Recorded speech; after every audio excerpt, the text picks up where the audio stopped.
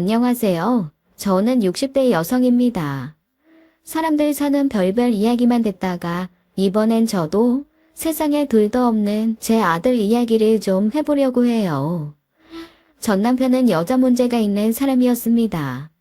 저는 그때 남자를 만나면 당연히 결혼해야 하는 줄만 알고 미련하게 전 남편의 여자 문제를 눈 감아줬었어요. 그런데 제게 미안할 짓을 하면서도 사과 한 번 하지 않고 뻔뻔하게 나오는 모습을 보면서 적잖은 실망을 한 후 헤어짐을 결심했죠. 그런데 하늘도 무심하시지 겨우 마음을 단단히 먹었는데 뱃속에 아이부터 찾아온 겁니다. 아이가 생겼다는 이야기를 하자 전 남편은 제 예상과 달리 상당히 좋아했어요. 그리고 아직 태어나지도 않은 아이가 분명히 딸일 거라며 딸이 태어나면 좋겠다 간절히 바랬죠.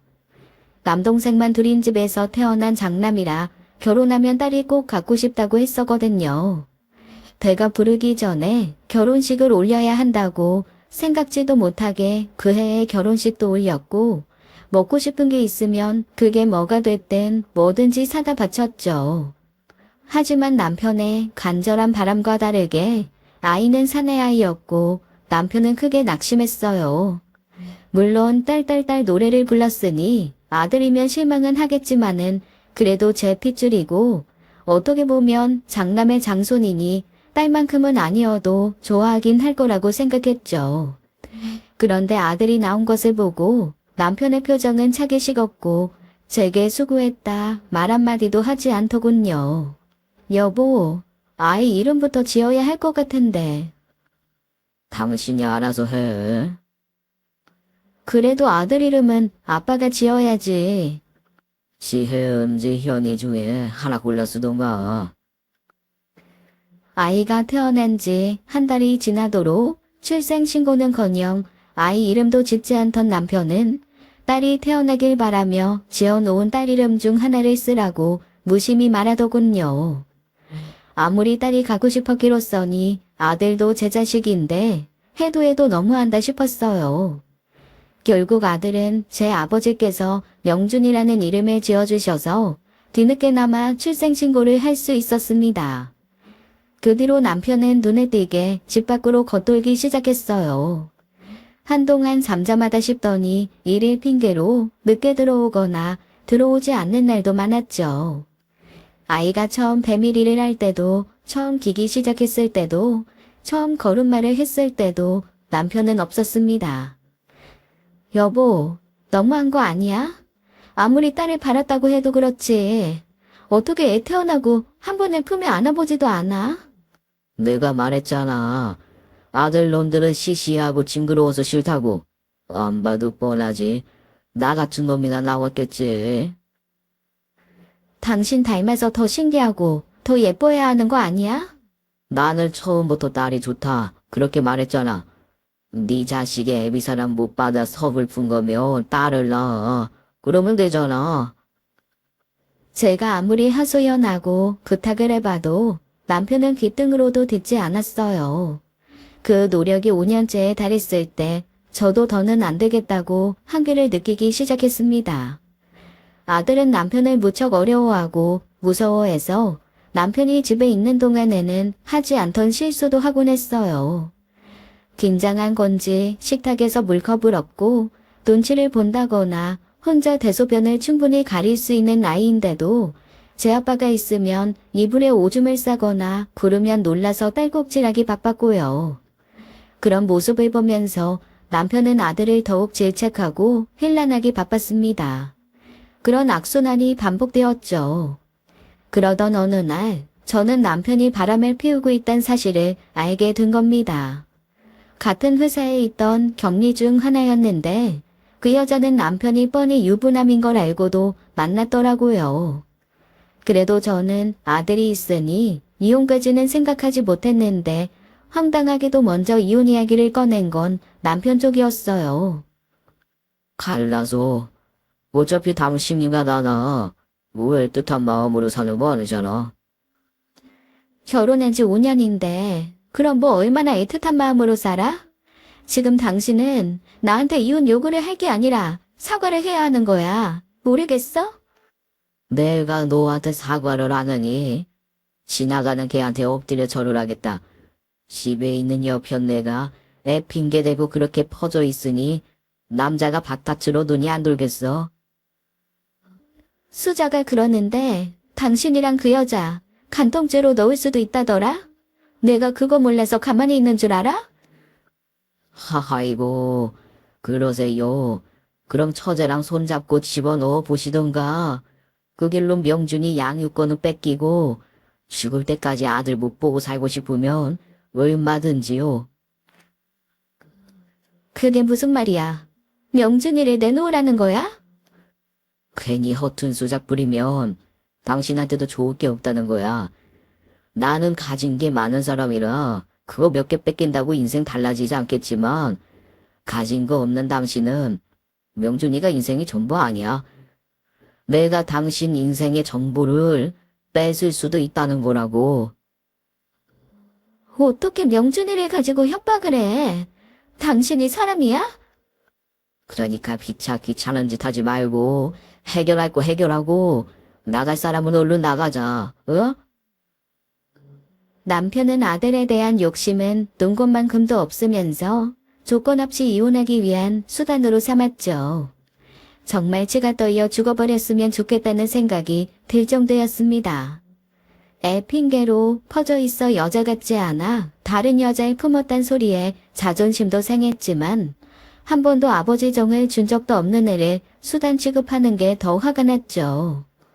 결국 저는 아들의 양육권을 받기 위해 남편의 행실을 문제 삼지 않고 이혼했습니다. 도의적인 책임을 지겠다며 애랑 같이 살빵이라도 얻으라고 준 돈으로 새빵을 하나 얻어 살았죠. 그 뒤로 안 해본 일이 없을 만큼 고단하고 힘들게 살았습니다. 대개는 저를 써주는 곳이 식당이라 종일 뜨거운 증기와 온갖 음식 냄새가 가득한 주방에서 일을 했어요. 저는 아들 하나로 생각보다 살만하단 생각을 하며 살았고 그 생활이 점차 익숙해지니 밖으로 나도는 전 남편을 보고 사는 것보다 훨씬 낫다는 생각이 들더라고요. 아들 하나를 제대로 키우기 위해서는 뭐든 할 수 있었고 뭐든 해주고 싶었습니다. 하지만 가난은 그렇게 쉽게 밀어낼 수 있는 게 아니더라고요. 아이가 초등학교에 가면서부터 다른 친구들과 자기 삶을 비교하기 시작했습니다. 어렸을 때긴 하지만 아빠가 있을 땐 아빠에게 잘 가지도 않고 무서워하기만 했으면서 남들이 가진 아빠를 보니 부러웠는지 점차 전 남편을 찾기 시작하더라고요. 하지만 아들에게 정이 없는 전 남편은 처음 몇 번 제 성화의 아들을 만나러 오다가도 아들이 초등학교에 들어간 후로는 발길을 완전히 끊어버렸어요. 소문에 의하면 그때 그 경리랑은 또 헤어지고 고모님 소개로 만난 여자랑 재혼했다더라고요. 그 사이에 애가 태어났는지 어쨌는지는 모르겠지만 어쨌든 아들이 아쉽지 않아 보지 않는 거겠죠. 사춘기에 들어선 아들은 가난한 엄마를 좋아하지 않았어요. 밖에서 함께 걷게 될 때면 멀찌감치 떨어져 남처럼 굴었고 제가 지나가다 붕어빵이라도 먹을까 물으면 주변 눈치를 보다 아무도 없어야 그제야 함께 서서 먹곤 했죠. 어느 더운 여름날엔 씻고 나와 선풍기로 머리카락을 말리고 있는데 갑자기 대뜸 신경질을 부리며 그러는 거예요. 아, 엄마는 제대로 씻은 거 맞아? 왜? 무슨 냄새라도 나? 엄마한테는 항상 음식물 쓰레기 냄새가 난다고. 온갖 반찬 다 섞인 냄새 때문에 미치겠단 말이야. 뭐? 아무도 그런 소리 한 사람이 없던데. 저는 아들의 말에 얼굴이 화끈거렸고 연신 살냄새를 맡으며 음식물 쓰레기 냄새를 찾으려고 했지만 아무리 코를 박고 킁킁거려도 비누 냄새밖에 느껴지지 않았어요. 다른 엄마들은 좋은 화장품 냄새가 나던데 엄마는 왜 화장품도 안 발라? 화장품은 무슨 다 필요한 사람이나 바르지 엄마는 그런 거 필요도 없는데. 좀 다른 엄마들처럼 평범하면 안 돼? 화장도 안 하니까 엄마만 할머니 같잖아. 저라고 남들이 다 바른다는 로션 스킨 안 사고 싶었을까요? 그 비싼 걸 매번 소모할 때마다 사게 되면 그만큼 아들 입에 들어가는 게 줄어드니 그런 건데요. 그런 이유 때문인지 아들은 제가 학교에 가는 것도 싫어했습니다. 학부모 참관 수업을 알리는 가정통신문은 한참이 지난 후 책가방 밑바닥에서 구겨 나오기 일쑤였어요. 전화번호도 엉터리로 적어내서 의도치 않게 학교 연락을 받지 못한 때도 있었고요. 초등학교 졸업식도 날짜도 모르고 있다가 아이를 같은 학교에 보내는 지인을 통해 알고 갔어요. 그나마 좀 다행인 건 그렇다고 애가 불량하게 엇나가는 건 아니었고 공부도 썩 잘하는 편이었다는 겁니다. 아들의 16살 생일날이었어요. 그날 아들은 전에 없이 같이 어울리는 친구들에게 자기 생일턱을 내고 싶다고 하더라고요. 어차피 달라고 해봤자 돈이 없다는 걸 아니 제게 돈 달란 소리도 별로 하지 않았던 녀석인데 생일이라고 친구들이랑 놀고 싶다고 하니 저는 10,000원짜리를 한 장 내어줬거든요. 제가 뭘 몰라도 한참 몰랐던 건데 저는 그 돈이면 애들 자주 가는 PC방도 가고 간식도 사 먹을 수 있을 거로 생각한 거예요. 아, 이걸로 뭘 하라고? 부족해? 어휴, 어쩌지? 엄마가 지금 가진 돈이 이거밖에 없는데. 아, 됐어. 그렇게 아들은 실망 가득한 얼굴로 짜증을 내며 집을 나가버렸고 저는 아들의 뒷모습이 내내 마음에 걸렸습니다. 아들 대학 등록금에 언젠간 집도 사야 해서 적금을 무리하게 넣고 있던 상황인데다가 그 와중에도 애 학원은 하나 넣어야 한다고 해서 넣고 하다 보니 생활비가 정말 빠듯했어요. 그런데 생일마저도 그렇게 돈으로 아들을 실망하게 했다는 사실에 자괴감이 많이 들었습니다. 결국 일터에 가서 사장님께 사정해 얼마간 가부를 받아 아들의 학원 앞에 서서 기다렸죠. 학원을 끝내고 친구들과 함께 나서는데 저를 보고도 그냥 모른 채 하고 지나쳐 버리더라고요.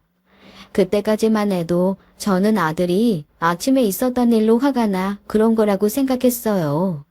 황급히 뒤쫓아가서 아들의 손에 10,000원짜리 지폐 5장을 꼬깃꼬깃 접어주었죠. 친구들이랑 맛있는 거 사 먹어. 너무 늦게 오지 말고. 그날 아들은 밤늦게 집에 돌아왔고 그래도 50,000원이면 친구들이랑 실컷 놀고도 남았겠다 싶어서 잘 놀았냐고 물었습니다. 그러자 아들은 제 말에 기다렸다는 듯이 아까 줬던 50,000원을 그대로 내던지며 화를 내는 거예요. 누가 학원까지 찾아와서 이딴 냄새나는 돈 달랬어? 뭐? 아, 쪽팔리게. 거기서 왜 아는 체를 하냐고. 내가 모른 체 했으면 눈치껏 모른 척 해야 하는 거 아니야. 엄마는 왜 그렇게 눈치가 없어. 찾아오려면 옷이라도 제대로 좀 입고 오던가. 다른 엄마들처럼 치마 입고 화장품 바를 거 아니면 적어도 일하다 온 것처럼 후줄근한 옷은 입고 오지 말았어야지. 아, 엄마 옷이 뭐가 어때서 명준아. 그것도 다 나름 질도 좋고 이쁘대서 산 건데. 사긴 뭘 사. 할머니가 주고 이모가 주고 다 얻어다 입은 거면서. 아, 진짜 쪽팔려. 이럴 거면 왜 날 키웠어? 차라리 날 포기했었어야지. 까짓거 그냥 바람난 아빠랑 그 여자 고소해버렸으면 엄마는 돈 받아줬고 난 돈 많은 아빠 따라가서 좋았을 거 아니야. 한 번도 아들에게 이혼 사유를 이야기한 적은 없는데 제가 친정에서 엄마랑 동생이랑 하던 이야기를 엿들었는지 생각지도 못한 이야기를 하더군요. 그런데 차라리 아빠한테 보내지 그랬냐. 그게 더 나았을 거란 말이 얼마나 가슴이 아프던지요. 저는 저대로 화가 나서 해서는 안 될 말로 아들에게 상처를 주고 말했습니다. 너네 아빠가 어디 널 데리고 가고 싶어 한 줄 알아? 너네 아빠는 널 데려다 키울 생각도 없었으면서 널 가지고 날 협박한 사람이야.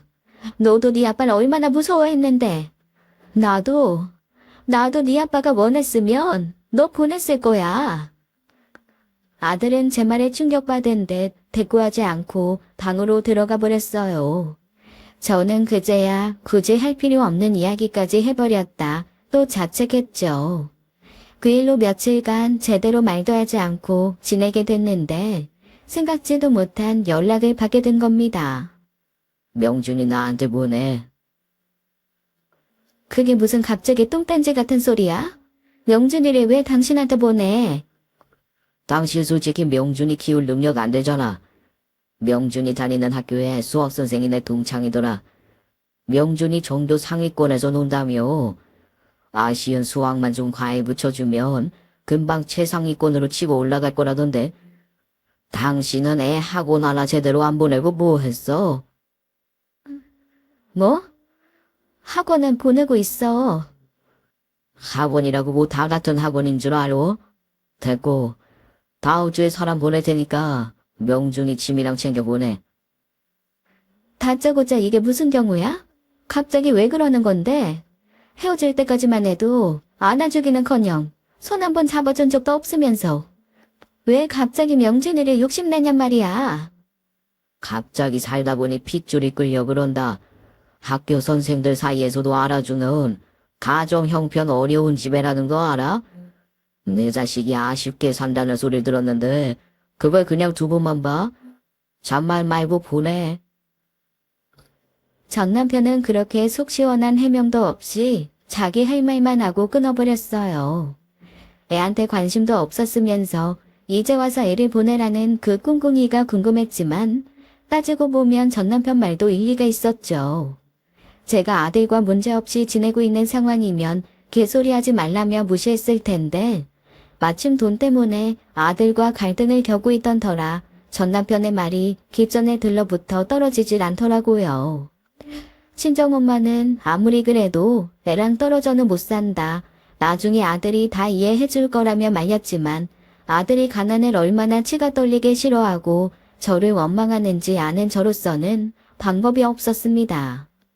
결국 보내야 하나, 그러면 아들 없이 나는 어쩌나 그러고 있는데 아들이 그러더라고요. 나 아빠한테 보내줘.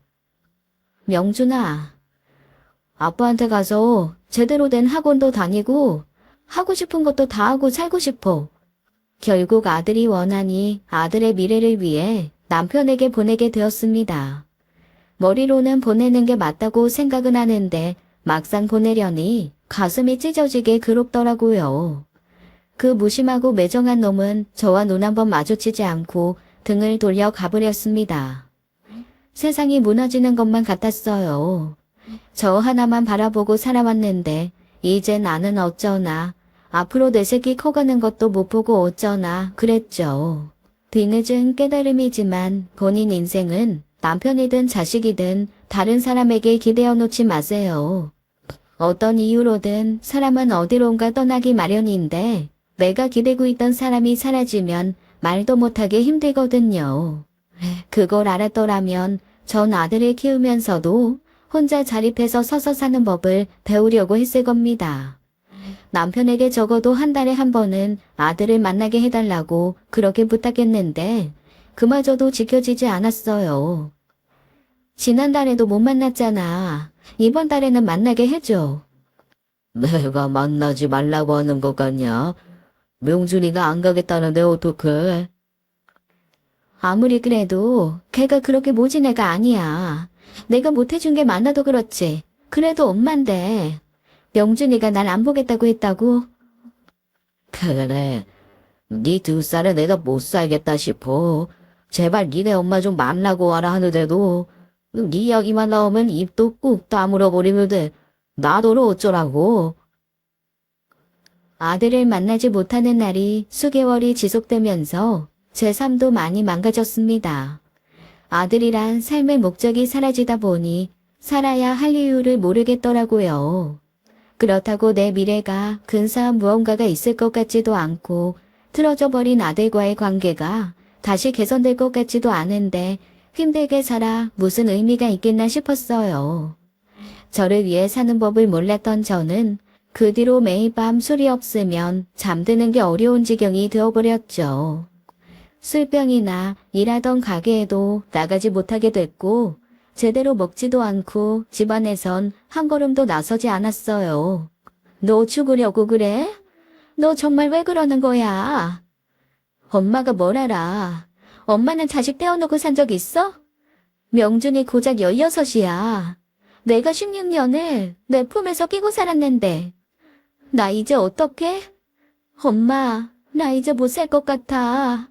명준이 못 보고 살 의미가 없다고. 이게 진짜 내 앞에서 못하는 소리가 없어. 못 살긴 뭘 못 살아. 다 사라져. 아무리 자식 한다지만 엄마도 사람이야. 사람은 결국 자기 목숨줄 챙기는 게 본능이라고. 살려고 마음먹으면 살지 왜 못 살아. 지 아빠 돈이 좋아서 쪼르르 쫓아간 놈. 그래서 평생을 저만 위해 산 엄마도 모른 채 하고 가버린 놈. 그만 잊어버려. 잊어버리고 네 인생 좀 살아. 엄마, 여동생, 그리고 지인들 할 것 없이 매일같이 저를 찾아와 애원하되 설득했어요. 나중에 알았지만 매일 찾아가지 않으면 갑자기 죽어 발견될까봐 그게 무서워서 잠도 설쳤다고 하더라고요. 한동안 그렇게 민폐를 끼치고 살았습니다. 그러다 어느 날 햇빛도 좀 보고 살라고 저를 억지로 집 밖으로 끌어낸 지인이 그러더라고요. 그러지 말고 명준 엄마, 나랑 어디 좀 가자. 거기 가면 명준 엄마한테도 좀 도움이 될 것 같은데. 아유, 됐어. 어딜 갈 기력도 없고. 딱 한 번만. 내가 두 번째는 부탁 안 할게. 딱 한 번만 내 말 들어주면 이렇게 귀찮게 자주 찾아오는 일도 없을 거야. 응? 결국 그 지인의 간곡한 부탁에 마지못해 집을 나선 게 반년 만이었어요. 지인이 저를 데리고 간 곳은 바로 보육원이었습니다. 부모가 없거나 부모의 사정 때문에 맡겨진 아이들 30명 정도가 사는 곳이었죠. 연령대는 갓난쟁이부터 곧 독립을 앞둔 고등학생까지 다양했는데 새해맞이 자원봉사로 참여해 애들에게 떡국을 끓여주는 일을 하러 간 거예요. 새삼스럽게도 세상에는 이렇게 부모의 사랑이 닿지 않는 곳에 사는 애들이 많구나 싶더라고요. 이것저것 챙겨주다 보니 지인 말대로 잠시간 아들 생각을 내려놓고 일만 하게 되었습니다. 그런데 그중 한 아이에게 자꾸 눈길이 갔어요. 딱 아들과 동갑내기인 사내 아이였는데 아들과는 딴판인데도 어쩐지 이상하리만큼 자꾸 마음이 가는 겁니다. 저와 눈이 마주치자 슬며시 웃으며 가볍게 목례하는데 저도 모르게 웃으며 손을 흔들어줬죠. 참 예쁜 애들이지? 그렇네. 딱하다. 쟤들도 저렇게 예쁜 애들을 두고 갔을 부모도. 세상살이 어디 뜻대로 돼? 세상에 저런 애들도 많고 저런 애들 두고 간 부모도 많아. 각자 사정이 있겠지만 자식들 떼놓고 나몰라라 사는 부모도 있고 개중엔 고군분투하면서 언젠간 애들 데려와야지 하고 악바리로 사는 사람들도 많더라고. 그러니까 명준 엄마야, 마음 단단히 먹고 살아. 그래야 나중에 명준이 다시 만나지.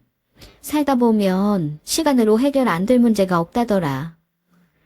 그날 밤 저는 오랜만에 술 없이 잠이 들었습니다. 잠이 들기 직전까지 보육원에 있던 애 대해 생각을 하느라 미처 술 마실 생각도 하지 못했고요. 그렇게 그 뒤로 저는 자주 보육원에 찾게 되었어요. 그러다 자연히 제가 마음이 끌리던 아이와도 자주 만나게 되었는데 그 애는 6살에 입소해 어느덧 보육원 내에서도 대장 노릇을 할 만큼 자랐더라고요. 이제는 선생님을 도와 애들 통솔도 하고 참 바르게 잘 자랐다고 했죠. 공부도 잘하고 예의도 바른데 왜 저렇게 예쁜 아이가 입행을 가지 못했을까 싶었어요. 그런데 아마 보육원 봉사활동 가실 분들은 아실 거예요. 그 안에 예쁘지 않고 사랑받지 못한 아이는 하나도 없다는 것을요. 이리 주세요. 제가 할게요. 아니야. 추운데 얼른 들어가 있어. 내가 할 일인데. 여기선 봉사자님께서 해야 할 일, 제가 해야 할 일이 구분돼 있지 않아요. 저희가 생활하는 공간인데 쌓이는 치우는 일 정도는 저도 할 수 있고요. 날 추우니까 얼른 들어가셔서 쉬세요. 아까부터 밖에 계셨잖아요. 전날 내린 눈으로 마당에 눈이 한가득 쌓인 어느 날이었어요. 마당이며 지붕 주변 나무까지 온통 새하얀 논밭이던 그 위에서 아이가 했던 그 말이 얼마나 다정하고 따뜻한지요. 저는 그날 적어도 이 아이가 독립해 나갈 때까지는 이곳에 와서 지켜봐야겠다, 그런 결심을 하게 되었습니다. 그러던 중 아이가 큰 영어 대회를 나갔다가 상을 받은 날이었어요. 공부를 잘하는 줄은 알았지만 학원 교육 하나 없이 그렇게 큰 상을 받을 만큼인 줄은 몰라서 놀랐거든요. 그런 상은 천재거나 학원 교육을 받은 아이들만 받아오는 줄 알았어요. 그런데 보육원 선생님들과 이야기하던 도중 아이가 부상으로 받은 해외 연수 기회를 거절했다는 사실을 알게 된 겁니다. 아니, 그렇게 좋은 기회를 왜요? 아무래도 경비 지원은 다 해준다지만 자잘하게 드는 돈도 있으니 거절한 거죠. 가면 또 어때? 다른 애였으면 갔을 거예요. 의찬이가 속이 깊어서 괜히 원에 돈 가져다 쓰기 싫어서 그렇지. 의찬이가 좀 빨리 철이 들어버리긴 했어. 이럴 땐 그냥 묵 닦고 갔다 오는 게 좋은데. 아이가 돈 때문에 거절했다는 사실이 너무 마음이 쓰여 원장님과 이야기해서 제가 돈을 좀 후원하기로 했어요. 그 상으로 항공권과 식비, 숙박이 다 해결이 되는 거라 그렇게 큰 돈도 아니었고 아이가 이번 기회에 더 큰 세상을 보고 왔으면 좋겠다고는 생각했거든요. 원장님께는 말하지 말아달라 부탁했는데 후원자에게 감사의 마음을 꼭 전해야 한다는 원장님의 교육 방침 때문인지 결국 아이가 알게 되었죠. 원장님께 전해 들었어요. 감사합니다. 사실 정말 가고 싶었거든요. 그래, 의찬아. 하고 싶은 거 있으면 너무 참지만 말고 하고 싶다고 말도 하고 살고 그래야 돼. 저만 그런 걸 누리는 게 너무 죄송해서. 그럴 자격 있는 사람이 그런 걸 누린다고 해서 가재미 눈으로 볼 사람들이면 무시해도 된다. 여기선 너가 미국 간다고 뭐라고 할 사람 아무도 없어. 그러니까 아무 생각 말고 잘 갔다 와. 알았지? 가서 먹고 싶은 것도 사 먹고 가지고 싶었던 것도 사보라고 넉넉하게 돈을 쥐어 보냈는데 2주간의 해외 연수를 끝내고 돌아와 아이가 몰래 저에게 뭔가를 내밀더라고요. 뭔가 하고 봤더니 미국에서 제 장갑을 사온 거예요. 자기 거 사라고 쥐어 보낸 돈은 보육원 선생님들과 애들 과자로 돌아왔고 자기 몫으로 산 것은 하나도 없었죠. 그 와중에 제 것까지 준비했다고 하는데 얼마나 감동이었게요. 덕분에 잘 다녀왔습니다. 꼭 인사드리고 싶었어요. 뭘 이런 걸 다 챙겨. 그냥 이거 넣었어. 나는 장갑 쓸 일도 없어. 주머니에 손 넣고 다니면 되는데. 겨울이 되면 길이 얼어서 주머니에 손 넣고 다니면 더 위험해요. 저야말로 장갑 안 써도 괜찮으니까 꼭 써주세요. 아이, 정말 괜찮은데. 만약에, 저한테도 엄마가 있었으면 꼭 봉사자님 같은 분이셨으면 좋겠다는 생각도 했었어요. 항상 따뜻하게 바라봐 주시고 신경 써주셔서 정말 감사드립니다. 알게 된 지 몇 개월도 채 되지 않은 아이에게 저렇게 귀한 말을 듣게 될 줄 누가 알았겠나요. 내가 베푼 것이 저렇게 고운 말로 되돌아올 때 큰 보람을 느끼게 된다는 것을 깨달았죠. 그 후로 저희는 부쩍 가까워졌고 제가 아이를 잘 챙기고 아이가 저를 잘 따르는 모습을 보며 주변에서도 엄마 아들 하면 되겠다는 말을 농처럼 하곤 했습니다. 그렇게 지내다 보니 자연스레 서로 엄마 아들 하게 되었고 대내외적으로 제 양아들이 되었죠. 저는 보육원에 다니면서 그리고 그 아이와 친밀해지면서 아들을 보는 마음을 달랠 수가 있었습니다. 그러는 동안에도 한 번씩 만나달란 요구를 했었는데 아들은 한 번을 응하지 않더라고요. 그럴 때마다 울적한 마음에 보육원을 찾으면 어떻게 귀신같이 제 마음을 알았는지 그날은 유달리 더 신경 써서 제 말을 들어주는 것 같기도 했어요. 그러니 울적한 마음도 쉽게 털어내버릴 수 있었죠. 그렇게 시간이 흘러 아이는 우수한 성적으로 고등학교를 졸업하고 명문대에 입학할 수 있었습니다. 거기다 전액 장학금을 받고 들어간 터라 사실 아이에게 드는 돈은 거의 없었어요. 하지만 밖에 나가 살다 보면 뜻하지 않게 필요한 돈도 있을 거고 이제 막 성인이 되었으니 하고 싶은 것도 참 많겠다 싶었습니다. 그래서 오랫동안 고민하다 제가 그동안 아들을 위해 들어놓은 만기 적금 통장을 깨고 양아들에게 주었어요. 양아들은 두툼한 돈봉투를 받자마자 놀란 듯이 입을 다물지 못하더라고요. 이제 나가면 돈 쓸 일도 많을 텐데 필요할 때마다 조금씩 꺼내다 써. 아니요, 엄마. 이분 아니에요. 제가 이 돈을 어떻게 받아요? 게다가 저는 돈도 필요 없어요. 장학금도 받았고 기숙사 비용도 그렇고 다 지원 받았는데요. 내 아는 사람한테 물어보니까 대학 보내면 등록금이 전부가 아니라더라. 뭐에 돈이 들고 뭐에 돈이 들어서 숨만 쉬면 돈이라던데. 가자마자 아르바이트도 할 거라 저 혼자서도 해결할 수 있어요. 더군다나 이렇게 큰 돈을 어떻게 받아요? 엄마 쓰세요. 이 돈은 내가 가져가도 못 쓰는 돈이야. 네? 나한테 아들이 있었단 거 들었지? 그 아들 대학 가려고 주려고 어려서부터 모은 돈이야.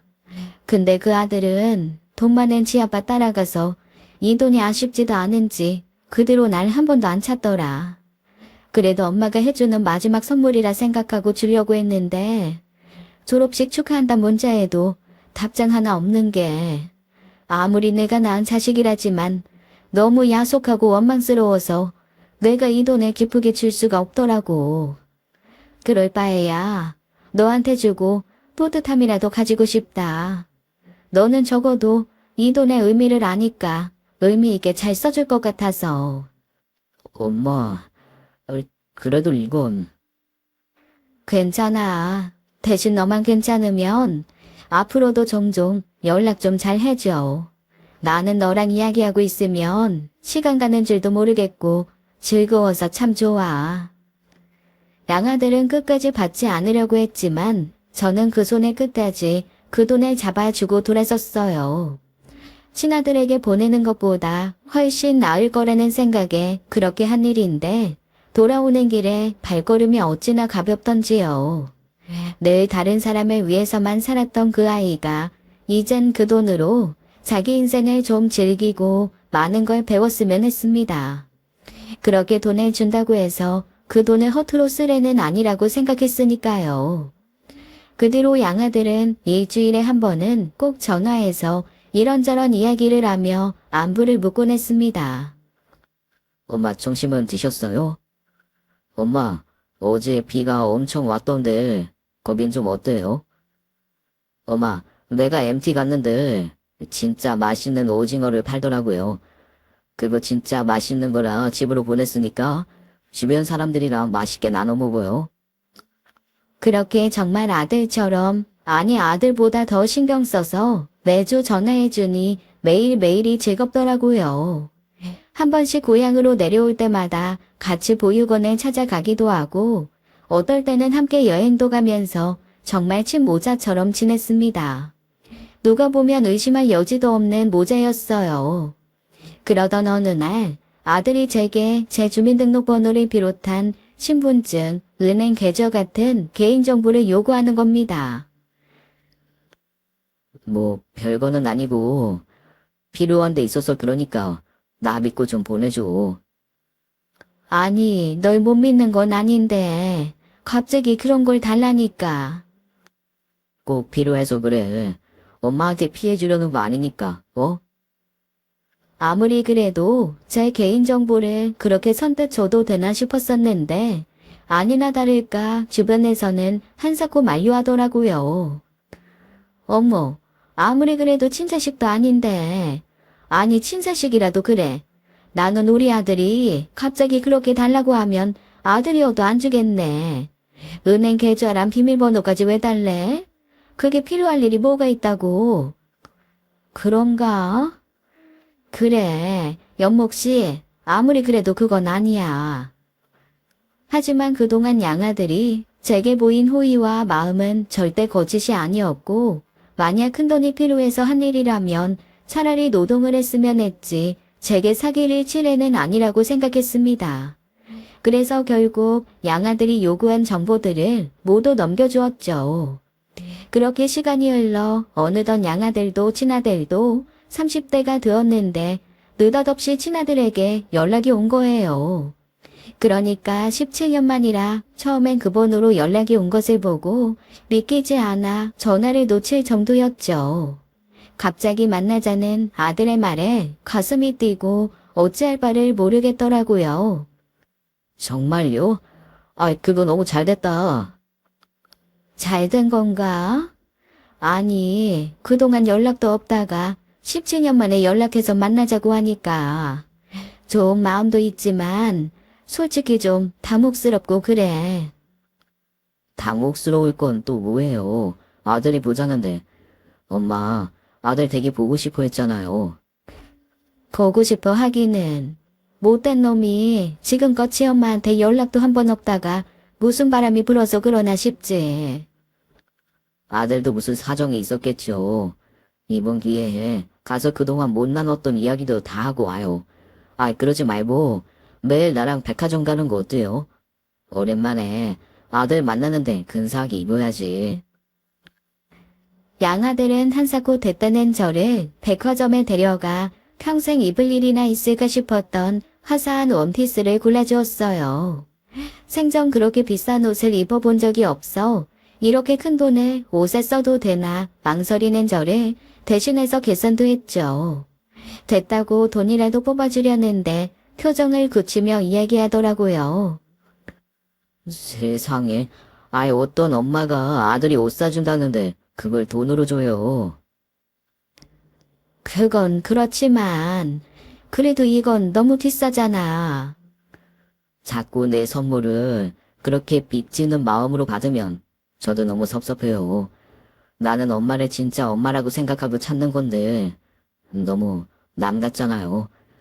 저는 어버이날에 명절에 이렇게 찾아올 수 있는 곳이 있어서 좋고 올 때마다 엄마가 저를 위해 제가 좋아하는 음식으로만 밥상을 차려줘서 그게 너무 고마워요. 그거에 비하면 이깟 돈 몇 푼 쓰는 거 별로 대단한 것도 아니고. 그렇게 말하며 제 손을 잡고 가는데 어찌나 고맙고 감동이던지요. 그러다 저는 문득 화장품을 파는 곳에서 잠시 눈을 빼앗기고 말았습니다. 화장하지 않고 내 몸에서 음식물이 뒤섞인 쓰레기 냄새가 나서 싫다던 아들의 말이 떠오른 거예요. 저기, 리찬아. 혹시 말이다. 내 몸에서 무슨 냄새 나진 않아? 냄새? 무슨 냄새? 샴푸 냄새? 아니, 음식 냄새라든지, 기분 나쁜 그런 냄새 같은 거. 아니, 전혀. 그래? 그럼 다행이고. 양아들의 말을 들으니 다행이다 싶어 안심이 되긴 했는데, 지난날 어린 아들 입에서 나온 그 말 때문인지 쉬이 발이 떨어지지 않더라고요. 근데 갑자기 양아들이 저를 끌고 가더니 과하지 않고 비누 냄새처럼 은은하게 기분 좋은 향수를 선물해 주는 거예요. 참 나한테서 이런 향기가 난다니 좋기도 좋다. 그때 걔가 그래서 그랬나 싶기도 하네. 음식 냄새 풍기고 다니는 엄마가 창피하기도 했을 거야. 어려서 그랬을 거예요. 음식 냄새 풍기는 엄마라도 있으면 좋겠다는 생각할 수 있었으면 좋았을 텐데. 그죠? 그렇게 저는 양아들의 도움으로 멀끔한 모습으로 17년 만에 친아들을 만날 수 있게 되었습니다. 아들은 참 멋지게 자랐더라고요.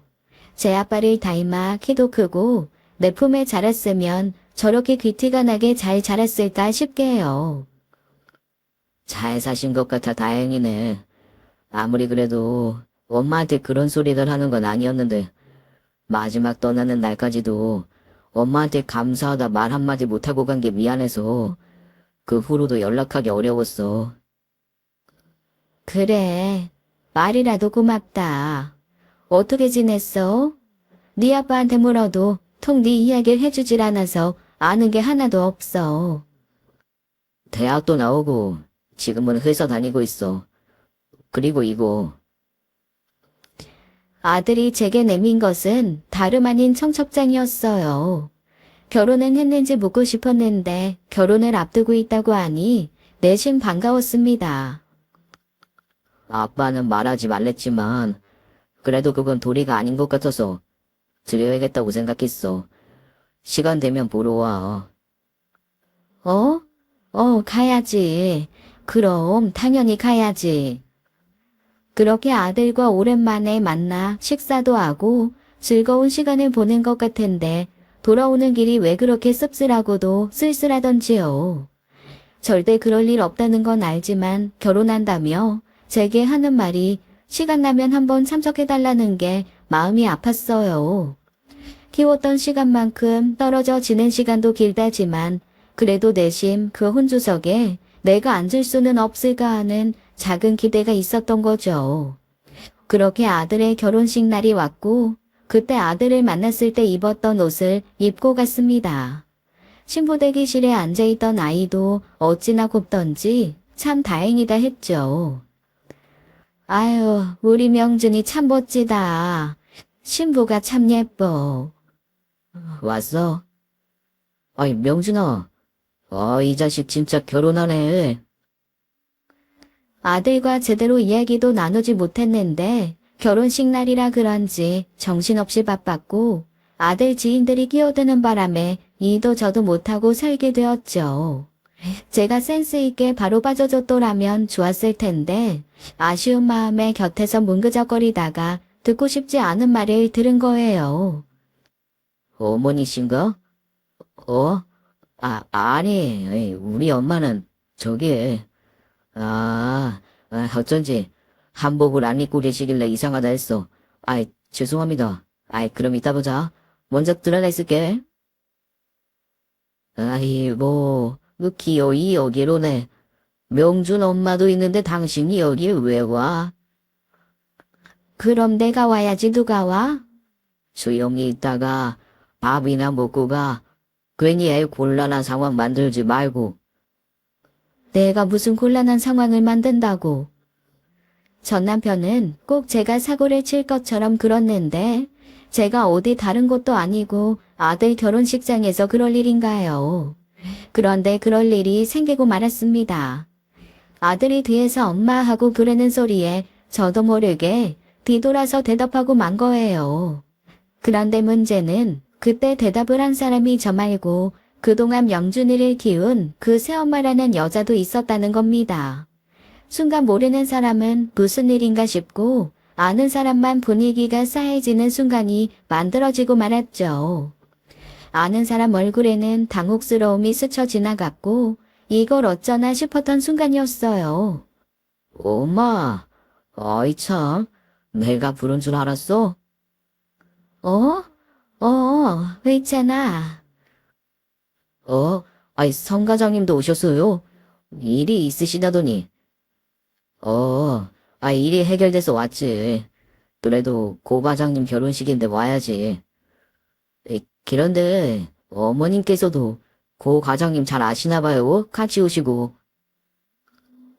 예? 그게... 가끔 만나 뵀었죠. 이 성 과장님 어머님이랑. 그렇죠, 아주머니? 그래. 그랬지. 그래서 왔지. 알고 보니 아들은 양아들과 같은 회사, 같은 동료였고 양아들도 그 자리에 초대받은 겁니다.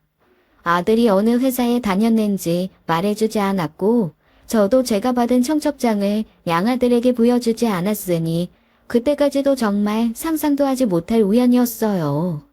다행히 양아들의 등장으로 순간 얼어붙었던 분위기가 자연스레 풀어졌지만 저는 아들 입에서 나온 아주머니라는 말에 목이 메더라고요. 친아들 결혼식에 가서 친엄마 행세도 못하고 아들에게 아주머니라고 불려본 적이 있나요? 게다가 사정도 잘 모르면서 그 사정을 이용해 위기를 모면하려던 아들의 태도가 섭섭하기도 하고요.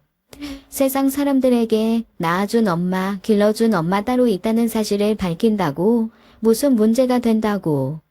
괜히 속상한 마음에 그런 원망도 들었지만 정신 차리고 나니 그게 당연하다 생각이 들었어요. 나를 대신해 화촉점화를 하고 나를 대신해 전 남편 옆에 앉아 휴지로 눈물을 찍어 누르는 그 여자를 보면서 괜히 왔다 그랬습니다. 눈물 흘리는 것조차 눈치 보이는 자리인 줄 알았더라면 차라리 오지 말 것을. 그러면서 눈물도 꾹꾹 눌러 참으면서요. 알고 보니 전 남편은 재혼한 여자 사이에서 아이가 없었습니다. 아무리 시간이 지나도 아이가 생기지 않자 뒤늦게 아이는 있어야겠다 싶던 전 남편이 아들을 욕심내서 데려간 거죠. 그 여자도 그렇게 나쁜 계모는 아니었는지 아들에게 엄마로 인정받고 잘 사는 모양이었어요. 결혼식 후로 아들에게 따로 받은 연락은 없고 오히려 양아들과 보다 더 가까운 사이가 되었죠.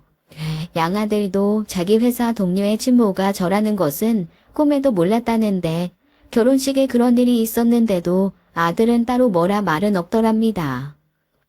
고 과장님, 엄마를 마지막 인사하듯 결혼식에 부르고 지금까지 연락 없는 걸 보면 할 도리 다 했다고 생각할 거예요.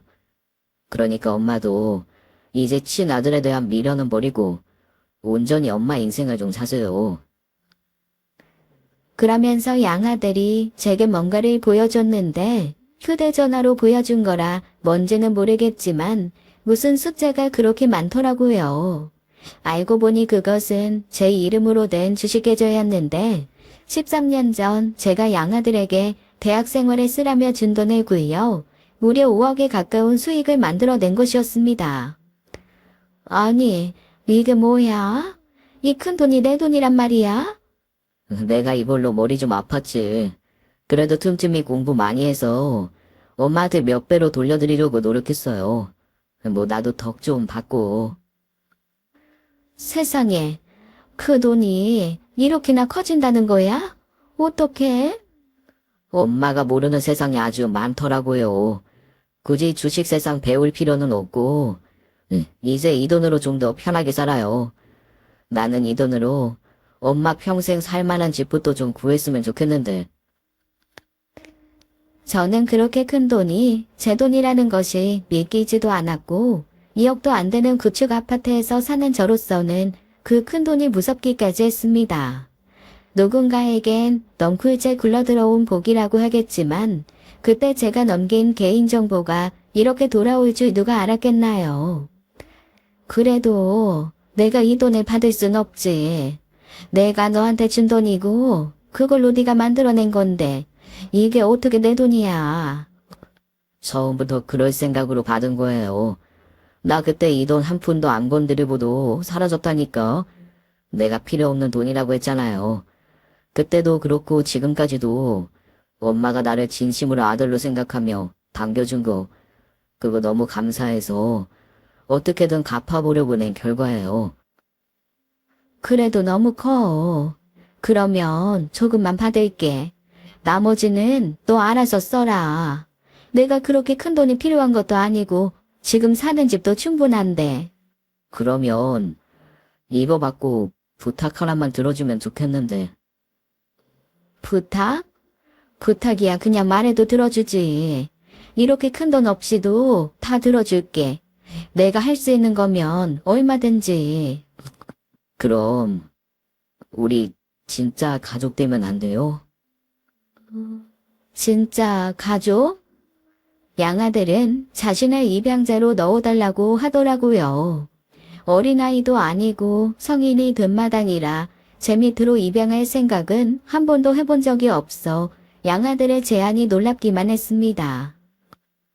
뭐 하나 안 하나 똑같긴 하지만 그래도 그냥 나도 법적으로 엄마가 있었으면 싶기도 하고 어려우면 안 해주셔도 돼요. 그래도 이 돈은 받아줬으면 싶은데. 나야 마다할 이유가 없지. 그런데 너야말로 괜찮겠어? 괜찮다니요. 저야 당연히 좋죠.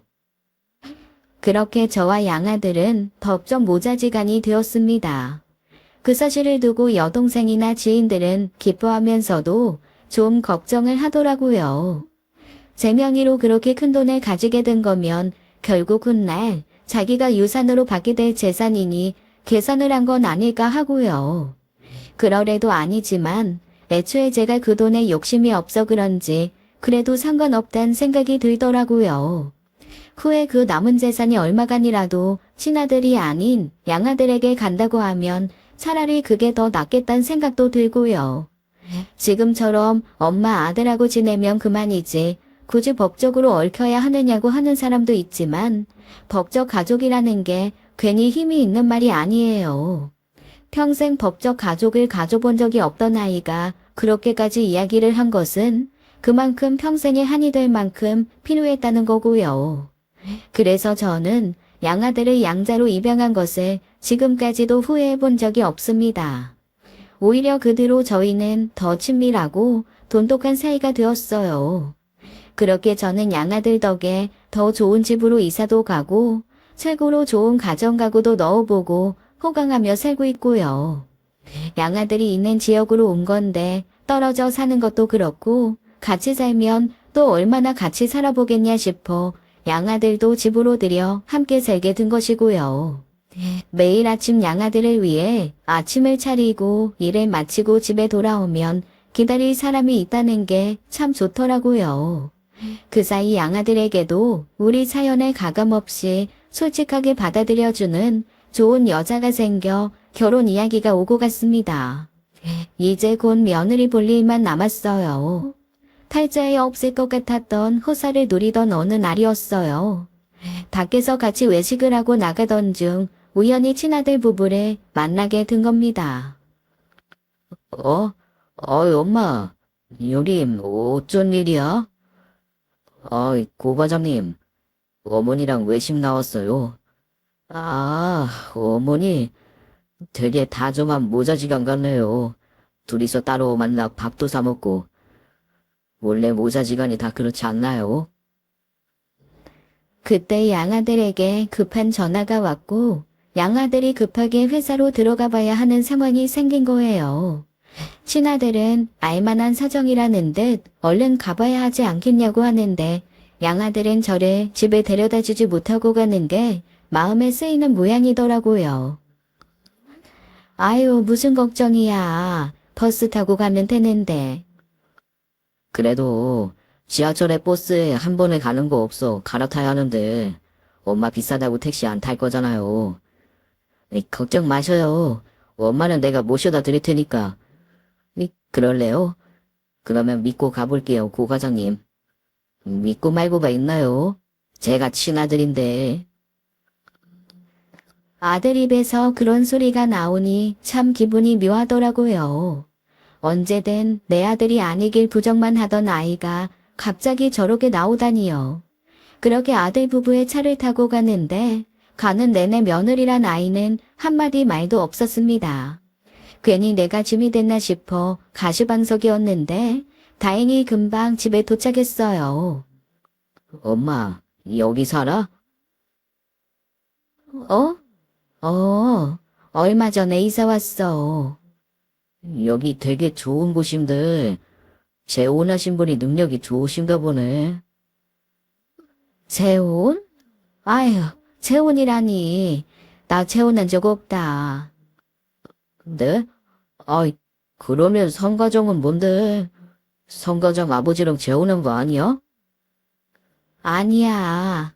외찬인 내가 구육원에서 만난 아이지. 순간 같은 회사 동료라는 아들에게 이런 이야기를 해도 되나 싶었는데 주책맞게 이미 입 밖으로 그런 소리가 나와버린 후였습니다. 보육원? 그럼 성가정이 고아였단 말이야. 이거 참 재밌네. 고아는 무슨 내가 있는데 저것도 다 의찬이가 다 해준 거다. 무슨 과장 월급 내가 빤히 아는데 저렇게 비싼 아파트를 어떻게 성과장이. 아무튼 들어가 봐. 연락할게. 그렇게 아들 내외를 보내고 난 후 저는 괜한 이야기를 흘린 것 같아 너무 마음이 쓰였어요. 성격상 끙끙 앓는 것을 숨기고 사는 것도 힘들고 매일 집에서 부딪히는 양아들에게 그 사실을 숨기기도 힘들었죠. 그런데 양아들은 전혀 개의치 않고 대수롭지 않게 이야기하는 거예요. 난 또 뭐라고. 들린 말도 아닌데 뭘 그렇게 쩔쩔매요. 그래도 괜히 회사에 이상한 이야기 나오고 그러면 어쩌나 싶어서. 아, 됐어. 나오라지. 회사가 뭐 보육원 출신은 쫓아내기라던데 그런 걱정을 하는 걸 보니 친아들 입이 좀 가볍나 보네. 하긴 고 과장이 그런 이미지긴 해요. 어? 그러니까 걱정하지 말라고. 차라리 잘 됐다 싶어요. 보육원에서 자란 내가 자기 자리 꿰차고 앉아있으니 얼마나 약이 오르겠어 그 성격에. 양아들은 의미 모를 이야기를 하며 웃어넘겼고 본인이 괜찮다고 하니 그제야 저도 마음이 편해지더라고요. 그런데 그 뒤로 친아들에게 한 번씩 연락이 오는 거예요. 밥은 먹었느냐, 뭐 하시냐, 이번 주에 식사 어떠시냐 그러는데 갑작스러운 관심에 그게 뭔 줄도 모르고 좋더라고요. 그래서 통화도 좀 자주 하고 몇 번 만나기도 했습니다. 그러던 어느 날 친아들이 조심스레 부탁을 하는 거예요. 집 문제로 한동안 전 남편 집에서 계속 살다가 최근에야 분가했다면서요. 집들이를 해야 하는데 와이프가 임신을 해서 힘드니 대신 음식 좀 해주면 안 되냐고요. 처음으로 아들에게 받은 부탁에 어찌나 들떴는지요. 그런데 양아들은 그 소식을 듣더니 조금 떨떠름해 하더라고요. 오랜만에 엄마한테 한다는 말이 자기 집들이 요리해달란 말이라니 진짜 별로다고 하자. 도와줄 사람이 없다잖아. 어떻게 그럼? 도와줄 사람이 왜 없어요? 그날 하루 사람 쓰면 되는 건데 돈 쓰기 싫어. 자기 부모 고생시키려는 게 사람인가. 사실 나도 그날 초대받았어요. 거절하려 했는데 엄마 때문에 가야겠네. 너도 온다고? 그래, 엄마가 너 좋아하는 잡채랑 동태탕 그것도 해야겠다. 그렇게 친아들 집들이 날이 됐고 저는 아들이 미리 고지한 시간에 맞춰 장을 봐서 도착했죠. 저를 맞이한 건 걔를 안고 있던 며느리였는데 결혼식장에서 봤던 첫인상과는 달리 참 무뚝뚝한 애였어요. 지난번에 만났을 때도 차에서 내릴 때도 인사 하나 없어 생긴 것과 다르게 싸가지가 없구나 했죠. 주방은 저쪽이에요. 그러니 오시느라 수고하셨다. 물 한 잔 드릴 테니 좀 쉬다 하셔라. 그런 배려도 없었겠죠. 저는 그렇게 오자마자 주방에서 바쁘게 움직이는데 안방에 있던 며느리가 나와 오만상을 찌푸리며 그러더라고요. 아, 뭐야. 이 비린내 뭐예요? 어? 동태탕 끓이면 좋겠다 싶어서 사왔는데 젊은 사람도 맛있게 잘 먹고. 동태탕이요? 누가 집들이에 동태탕을 해요? 하면 안 되는 거야? 아니 나는 다들 좋아할 거라고 생각했지. 내가 잘하는 거라. 누가 아줌마 잘하는 거 해달랬어요? 적당히 손님들에게 보기 좋은 음식만 내어주면 그만이지. 아줌마? 네, 아줌마. 설마 어머님이라고 불러드리길 바라는 건 아니죠? 아무리 명준 씨 친어머니여도 저한테 시어머님은 따로 계세요. 그렇다고 시어머니 두 분 다 모실 생각도 없고요. 누가 시어머니 대접해달랬어? 그래도 아줌마는 좀 그렇지. 그러면 뭐라고 부르냐고요. 아, 일단 빨리 저거나 좀 치워요. 안 그래도 입덧 때문에 짜증나 죽겠는데. 온 집안에 생선 비린내가 뭐예요? 뭐야? 아이 무슨 일인데? 그 사이 아들이 왔는지 소란에 급히 달려들어왔고 아들을 보자마자 며느리는 기다렸다는 듯이 불만을 토로하더군요. 아들도 며느리 말에 난처한 듯 베란다며 온 집안 창문을 열어 환기부터 시켰고 결국 저는 비닐을 몇 겹이나 싸서 동태를 꽁꽁 묶어놔야 했습니다. 그러고 안방으로 들어간 두 사람이 저는 아랑곳하지 않고 싸우는데 어찌나 가시방석이던지요. 그러게 그냥 시켜 먹자고 했잖아. 왜 저 사람까지 불러들여? 나는 시어머니 둘 모실 생각 없다고 했지? 당신도 절대 그럴 일 없다고 했잖아. 내가 동태 사올 줄을 알았겠어. 시어머니로 모실 필요 없어. 그냥 오늘 일하러 온 아줌마라고 생각하면 된다고 했잖아. 진짜 아줌마 데려왔으면 내가 이렇게 불편할 일도 없지. 아, 안 그래도 힘들어 죽겠는데 이런 스트레스까지 받아야겠어? 알았어. 일단 오늘만 좀 참아봐. 내가 다 생각이 있어, 그런다고. 듣자 하니 너무 서운하고 화가 나서 들어줄 수가 없더군요. 그래서 저는 고란듯이 꽁꽁 싸매놨던 동태를 다시 꺼내 손질하기 시작했어요. 어쨌거나 시간도 없고 음식 재료도 없는데 동태탕이나 갈비찜 아니면 메인으로 내놓을 만한 것도 없었고요. 아이, 하지 말라니까요. 그럼 그냥 가리? 일단 가져온 거니까 싫든 좋든 그냥 먹어라. 입씨름할 시간 없으니 그냥 가만히 있어. 저도 더는 그런 응석을 받아주고 싶지 않았고 그러거나 말거나 동태찌개와 갈비찜, 잡채, 겉절이를 비롯해 몇 가지 음식으로 10인분의 음식을 차려냈어요. 다행히 비린내는 음식이 완성돼가면서 옅어지고 집안에 맛있는 음식으로 채워졌죠. 집을 찾는 손님들마다 오자마자 너무 맛있는 냄새가 난다며 기대에 차 있었어요. 아들 부부는 언제 그랬냐는 듯이 사람 좋은 얼굴로 손님들을 맞이하고 거실에 제가 차린 상 앞에 앉았죠. 그리고 그날 집들이 손님들은 동태탕을 너무 맛있게 잘 먹었습니다. 집들이에 동태탕 나오는 건 또 처음이네. 아이, 그러게. 대충 음식이나 시켜서 준비할 줄 알았는데 이모니까지 불러다가 말이야. 고 과장님 정성이 말로 다 못합니다. 아이, 근데 저분 성 과장님 어머님 아니셨나? 결혼식 때 뵌 것 같은데. 아, 이리 와서 같이 드시죠, 왜? 아유, 난 됐으니까 젊은 사람들은 젊은 사람끼리 먹어요. 필요한 거 있으면 말하고. 아주머니, 여기 겉절이 비었는데요. 저는 그렇게 아들 부부의 지인들이 먹고 마시며 즐기는 사이 주방에 앉아 필요한 거 있으면 갖다 주고 없으면 또 만들었습니다. 나중에 여동생이 왜 등신처럼 그러고 앉아 있었냐고 당장에 나가버리지 그랬냐는데 아무리 지가 좋아 지 아빠한테 간거라지만 엄마 욕심에 엄마 밥 차려 먹이지 못한 한이 있어 그랬었어요. 마지막이라고 생각하고 친아들에게 어렸을 때 먹던 그 맛 좀 보이려고 그런 욕심을 낸 것이죠. 역시나 그 와중에 저를 생각하는 건 양아들 뿐이었습니다. 웃고 떠드는 사이 빠져나와 저를 챙기더라고요. 이 시간도 늦었는데 이만 가겠다고 하고 나서면 안 돼요? 아유, 그래도 대정리가 산더미인데 그거까지는 해야지.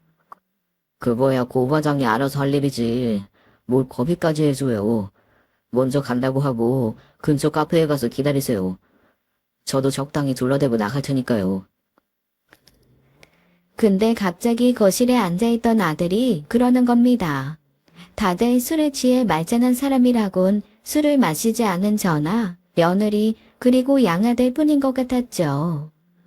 이야, 성 과장님은 어머님이랑 사이가 무척 좋으시네. 아주 효자가 따로 없어. 효자면 애초에 이 자리에 오라고 하지도 않았겠죠. 고 과장님과 특별한 인연이 있어 여기 오신 거잖아요. 얼마나 대단한 인연이면 회사 동료 집들이에 어머니가 와서 다 음식을 해주셔. 나는 솔직히 깜짝 놀랐잖아. 아이, 회사에서 고 과장님, 성 과장님 사이 안 좋은 거 모르는 사람이 없는데 아이, 두 분이 이렇게 인연이 있다고 하시니까. 김 대리님, 취하셨어요? 아니야. 됐어. 틀린 말도 아니지. 우리가 뭐 그렇게 돈독한 사이라고. 근데 내가 신기해서 그래. 왜 저렇게 모자지간이 좋을 수가 있나 싶어서. 내가 전에 밖에서 만났는데 어머니랑 단둘이 식사를 하고 있지 뭐야. 다들 자기 엄마랑 단둘이 나가서 외식하고 그래. 이거 특별한 인연은 저기 두 분한테 있는 것 같은데. 그만하시죠, 고 과장님. 곧 말실수하실 것 같은데. 말실수? 내가 말실수할까봐 겁이라도 나나 보지? 엄마, 그만 가요. 이만 먼저 가볼게요. 초대해 주셔서 감사합니다. 잠깐만요. 이러고 가면 뒷정리는 어떻게 하라고요? 가긴 어디가. 앉으라고. 많이 취하셨어요, 고 과장님. 이거 놓으시고 말씀하시죠. 참나, 웃기지도 않네.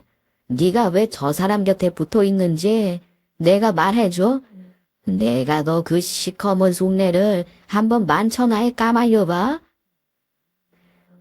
왜 이래, 명진아. 그만해라, 어? 놔봐요. 아, 이상하잖아. 고아 주제. 고위원에서 자라 부모도 없이 자란 주제. 나이든 중년 아줌마 옆에 붙어서 자식 노릇하는 거. 뭐야, 고 과장님. 다 저분 재산이 탐나 그런 거겠죠. 순진하고 멍청한 나이든 여자 옆에서 자식 노릇 좀 하면서 알랑방귀 좀 끼고 돈도 좀 빼돌리고 성가장 그런 거 잘하잖아. 부장님한테도 살랑살랑 내가 잘 알거든. 아무리 부모 자식 간이라고 해도 그렇지 아들이 그렇게 쉬워? 더군다나 친엄마도 아닌데 나도 친엄마 아니거든. 그래서 나는 엄마랑 그런 적이 한 번도 없었어. 그런데 왜 이 자식은 쉬운데? 여보. 헐, 대박. 대박? 맞지, 대박. 내가 더 대박인 거 알려줄까? 양대리, 이분이 바로 말할 것 같으면, 당신 미쳤어? 그만해. 이게 무슨 주태야. 이거 봐봐. 이분이 바로 내 친어머니, 나를 낳아준 친엄마다 이거야. 그러니까 성과장, 눈독을 들이지 마. 그거 아파트 그거 내 거라고. 내가 친아들이라 나중에 내가 받게 될 유산이야. 괜히 헛물 켜지 마. 저는 도저히 참을 수가 없었습니다. 누가 뭐라 말릴 새도 없이 그 자리에서 아들 뺨을 후려쳤어요. 그래도 분을 사귈 수가 없어 옆에 묻혀놓고 담은 겉절이를 손으로 퍼다가 아들 얼굴에 던졌습니다. 아줌마! 뭐? 다시 말해봐. 고아 주제에? 순진하고 멍청한 나이든 여자? 너가 나를 그렇게 생각했구나. 너를 낳아주고 평생을 너 하나를 위해서 쇠가 빠지게 고생한 나를 두고 돈 많은 아빠랑 살겠다고 뒤도 안 돌아보고 가더니 다시 나를 찾은 이유가 그거였어? 그래, 이상하다고 생각은 했지. 결혼식 이후로는 연락도 없던 네가 왜 그러나 했더니 내 아파트 보고 난 후였어. 그래, 네 말이 맞다. 나는 아주 그냥 순진하고 멍청한 여자라 그래. 저는 식탁에 남은 음식을 있는 대로 집어던졌고 양아들의 만류에 겨우 진정할 수 있었습니다. 분하고 서러워 미치겠더라고요. 아들도 벼랑간 정신이 좀 들었는지 자기 얼굴이며 몸에 뚝뚝 떨어지는 음식물을 천천히 닦으며 절 보더라고요. 거실에 남은 사람은 일어서서 앉아서 대체 이게 무슨 일인가 숨도 못 쉬고 쳐다보고요. 유산? 너나 헛물 켜지 말아라. 무려 17년이야. 17년을 남처럼 살다가 만나서 고작 이런 대접을 해준 네가 아니라 몸에서 음식 냄새가 나니 학원에도 학교에도 찾아오지 말라고 면박을 줬던 네가 아니라 고육원에서 자라서 날 친엄마 그 이상으로 살뜰히 보살펴준 의찬이가 내 아들이다. 내가 가진 거 다 의찬이한테 줄 거니까 너야말로 내 재산에 눈독 들이지 말아라. 못 줄 것 같으면 내가 다 쓰고 죽어버릴 테니까 너는 꿈도 꾸지 마. 가자 아들. 그렇게 저는 젖은 행주에 대충 손을 닦고 양아들을 데리고 나와버렸습니다. 아들 16에 빼앗기듯 보낸 아들은 언제든 아픈 손가락이라 무슨 짓을 해도 참을 수 있을 줄 알았어요. 저를 그냥 일하는 도우미 아줌마 취급을 하는 거라면 얼마든지 참았을 거예요.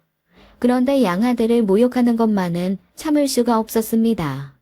나한테 침을 뱉어도 아들한테 침을 뱉는 것을 어떻게 참고만 있나요? 나중에 이 이야기를 들은 여동생이 그러더라고요. 진짜 엄마 맞다고요. 자식이 돌을 맞고 있는데 어떤 부모가 그걸 그냥 지켜만 보겠냐고요. 저는 아무리 의찬이가 내게 둘도 없는 인연이 된 아들이라지만 내심 천륜이 있고 핏줄이 엮여 있는데 어떻게 내 친아들만 할까 했었거든요. 그런데 양아들이 그런 수모를 당하는 걸 보니 아주 피가 거꾸로 솟는 기분이었습니다. 다음날 친아들로부터 연락이 왔지만 받지 않았어요. 그 자리에서 아들 번호를 차단해버렸는데 양아들이 그러더라고요. 엄마한테 사과하고 싶다고 자리 좀 마련해달라는데. 됐다. 앞으로 보고 살 일도 없고 만나고 싶지 않다고 전해. 알았어. 엄마가 하고 싶은 대로 해요. 나중에 생각 바뀌면 내가 자리 한번 마련해볼게. 그리고 저는 제 앞으로 된 아파트 명의를 아들에게 돌렸어요. 애초에 내가 번 돈도 아니고 입양을 할 때부터 어차피 양아들에게 물려줄 재산으로 생각했으니 미련도 전혀 없었습니다. 굳이 이렇게까지 해야겠어? 돈이라면 평생 치아빠 품에서 쓸 만큼 썼을 거다. 지금도 적잖이 지원받았을 텐데 아무리 치알기로 써니 내 재산까지 탐내고 있는 걸 보면 욕심이 아주 머리 끝까지 찬 거지. 그 회사에선 적당히 살다가 나중에 나 죽거든 어디 모르는 데서 도망가서 살아. 그래도 끝까지 찾아와서 자기 유산이라고 나눠달라고 하면 어떻게 해서든 싸워서 한 푼도 주지 마라. 친아들과 그렇게 한바탕 한 뒤로도 한 번도 후회가 없는 걸 보면 잘한 일이다 싶어요. 이제 저한테 아들은 하나밖에 없습니다. 아들이 16년 전에 미국 갔다 선물해준 장갑을 아직도 쓰고 있다며 더 따뜻한 새 장갑 사와서 헌장갑 버리라는 우리 아들. 이번 주에 있을 상견례 때 기죽지 말라고 백화점에서 또 고운 보라색 원피스 하나 사온 우리 의찬이 말이에요. 아들 결혼식에 화촉 점화도 하고 혼주석에 앉아 아들 잘 보내주려 합니다. 남은 생 우리 아들 하나밖에 없는 엄마로 잘 살아보겠습니다. 지금까지 사연 읽어주는 남녀였습니다. 끝까지 시청해주신 여러분 감사드리며 저희는 다음 사연으로 돌아올게요. 감사합니다.